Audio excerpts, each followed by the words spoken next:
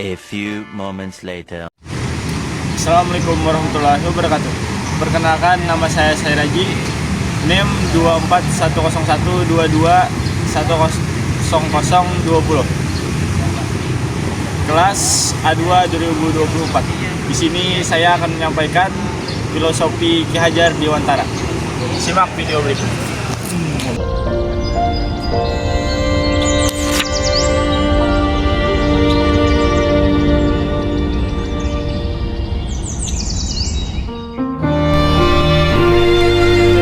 Bapak Pendidikan Indonesia.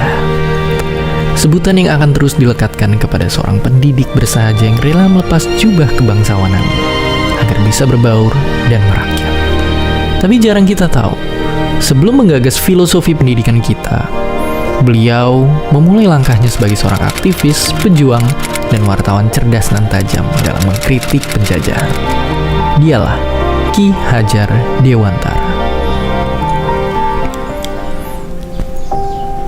Terakhir di keluarga bangsawan dengan nama Raden Mas Suwardi Suryaningrat, ia lahir dengan tubuh yang sedikit berbeda.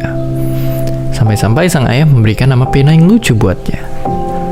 Namun menurut sahabat sang ayah, bentuk fisik inilah yang menandakan sang bayi yang akan berpengaruh besar nantinya. Sebagai seorang bangsawan muda, Suwardi kecil memiliki hak istimewa yang tidak dimiliki anak lainnya. Lalu di masa remaja, beliau pun mendapatkan kesempatan untuk bersekolah dokter di Batavia secara cuma-cuma. Namun dikarenakan tubuh yang sakit-sakitan, beliau harus tidak naik kelas dan dicabut beasiswanya. Walaupun pencabutan ini juga dicurigai karena ada motif politis di baliknya. Tapi gagal menjadi dokter tidak lantas membuatnya hilang arah. Malah ia menemukan kekuatan baru dengan bersenjata, kertas, dan pena. Tulisan-tulisan Suwardi menarik perhatian dua pemuda lainnya yang juga tengah membangun pergerakan, Dr. Cipto dan Douwe Dekker. Ketiga orang inilah yang kemudian bahu-membahu menyebarkan ide Indonesia Merdeka lewat partai politik pertama di Nusantara. Ibarat mendapatkan angin, di sana Suwardi semakin garang mengkritik ketidakadilan yang menimpa bangsanya. Puncaknya, ia menuliskan sebuah kritik tajam yang ditujukan kepada bangsa penjajah. Tulisan yang sangat ironis menyindir perayaan kemerdekaan Belanda di atas tanah sebuah bangsa yang sedang mereka jajah dengan ongkos yang juga harus dibayar oleh orang-orang tertindas. Merahlah wajah dan telinga Belanda. Suara lantang Suwardi dianggap sudah keterlaluan. Bersama rekan seperjuangan, 3 serangga itu pun dibuang ke negeri Belanda. Raga boleh diasingkan, tapi bara dalam jiwa tegar menyala. Di tengah pengasingan, Suwardi justru tercerahkan. Dia mengenal gagasan pendidikan dari tokoh-tokoh besar yang ide-idenya kelak membawanya ke arena juang yang sama. Kembali ke tanah air, jalan terjal masih dihadapinya. Suwardi lagi-lagi harus berhadapan dengan pihak pemerintah kolonial. Celakanya, kali ini ia harus sampai mendekam di penjara. Tapi dari balik jeruji, hatinya gelisah mendengar kabar sang istri yang mengalami pendarahan parah sehabis melahirkan anak ketiga.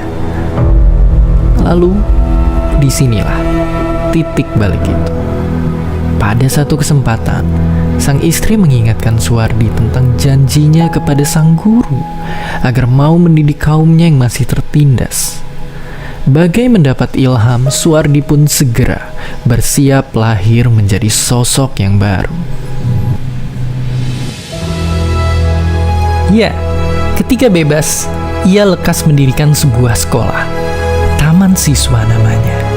Sebuah cara perjuangan yang ia pilih untuk memperkuat rakyat dengan senjata terhebat, pendidikan. Ia juga menanggalkan nama kelahirannya, menggantinya dengan nama panggilan yang setara, Ki Hajar Dewantara. Mimpinya sangat besar dan melampaui zaman.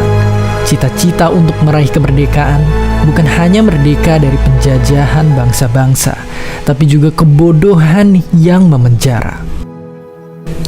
Inilah sumbangsih terbesar yang membuatnya dikenang sebagai Bapak Pendidikan Indonesia kelak. perjuangan melawan penjajah tidak melulu dengan senjata. Kisah dari seorang dokter rakyat membela kaumnya dengan cuma-cuma, juru ketik yang rajin mengkritik, ataupun seorang pendidik yang rela turun dan meninggalkan zona nyaman, menyadarkan kita kalau perjuangan itu adalah tentang memiliki ide dan mimpi yang besar.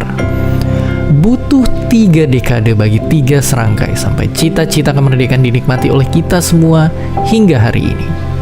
Sekarang, giliran kita untuk menentukan mimpi dan cita-cita besar bagi Indonesia di masa depan. Dan seperti biasa, terima kasih.